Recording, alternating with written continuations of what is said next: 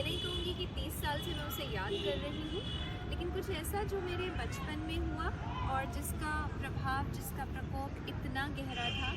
कि जब मैं as an adolescent, as a teenager बड़ी हो रही थी तो एक डरी, घबराई, शर्मीली सी बच्ची थी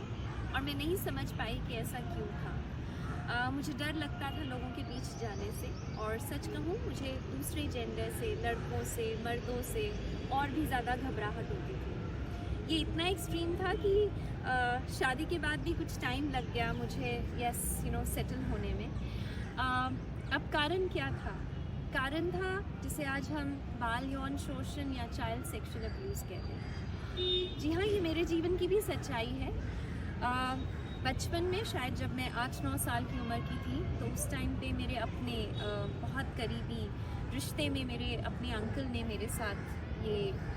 कई बार किया, और उस टाइम पे ना समझ थी, ना ये पता था कि इसके बारे में किसी को बताना है, किसी से कंप्लेंट करनी है। पर जब धीरे धीरे समझ आने लगा तो खुद मैंने उनसे दूरी बनाई और खुद अपने आप को कहीं संभालने की कोशिश की, बट उस ट्रॉमा से, उस पेन से उभर नहीं पाई। एंड कुछ ऐसा ही हो जाता है बहुत सारे बच्चों के साथ, बहुत सारे और ज़िंदगियों के साथ जो इस दर्दनाक दुर्घटना से गुज़रते हैं, जिसका इम्पैक्ट समटाइम्स पूरी ज़िंदगी रहता है। आज जहाँ मैं एक लाइफ स्किल्स कोच भी हूँ, और वहीं पर जब मैं लोगों से मिलती हूँ और कहीं समझ आता है उनमें कॉन्फिडेंस की कमी है, या वो एक पब्लिक में जाने से घबराते हैं, या खासकर दूसरे जेंडर के साथ पूरी तरह से घुल मिल नहीं पाते हैं, तो उसका कारण बहुत बार ये होता है कि कोई ऐसा ट्रॉमा, कोई ऐसा अब्यूज़, कोई ऐसा हरासमेंट जो उनके साथ उनके बचपन में हुआ, एंड वो उससे वापस उभर ही नहीं पाते। आज शायद मैं उस ट्रॉमा के चलते सारी ज़िंदगी के लिए एक डर में, एक झिझक में, एक इनहिबिशन में दबकर रह सकती थी, लेकिन फिर कहीं ना कहीं कुछ अंदर से आवाज़ आई कि यस, अगर आज मैंने इसे सहा है तो ऐसी और बहुत सारी ज़िंदगियां हैं जिनके साथ ये गलत होता है, तो मैं उनका दर्द समझ सकती हूँ। तो फिर कहीं लगने लगा कि यस, मैं जहाँ शायद अपने लिए कुछ नहीं कर सकी उस टाइम पे, अगर आज मैं किसी और के लिए उस तरह से एक रास्ता बना सकती हूँ कि कम से कम किसी और के साथ इस तरह का कोई सेक्सुअल अब्यूज़ ना हो, तो शायद मैं अपने आप के लिए भी बहुत कुछ सही कर पाऊँगी, या कहीं अपने आप को भी हील कर पाऊँगी इसमें। बस वही एक मिशन बन गया, या कहूँ कि एक पर्सनल कॉलिंग थी। एंड आज 12 साल हो गए हैं मुझे to cater to this cause of prevention of sexual abuse. And जब शुरुआत किया था तो सोचा ये था कि यस, खासकर हम बच्चों को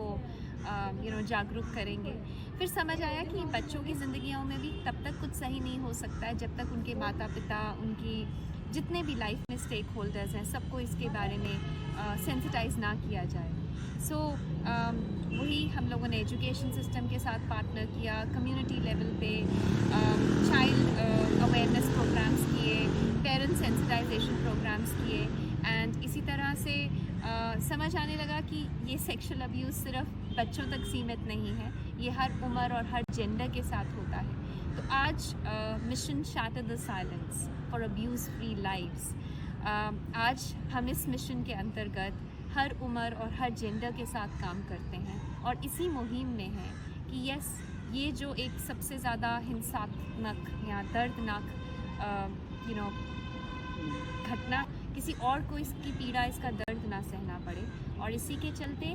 मैं खुद पर्सनली, और मेरे साथ जितने लोग जुड़े हुए हैं, कहीं ना कहीं वो भी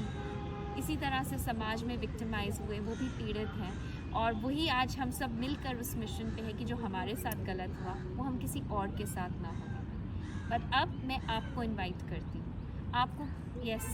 अपने साथ जोड़ना चाहती हूँ। अगर आज हम कुछ चंद लोग हैं, अगर आप भी साथ मिल जाते हैं, तो हम एक बड़ी आवाज़ बन जाते हैं, और हम मिलकर इस यौन शोषण के खिलाफ एक बड़ी लड़ाई, एक बड़ी जंग छेड़ सकते हैं। तो आइए, चुप्पी तोड़ते हैं और सिसकियों से बाहर आते हैं।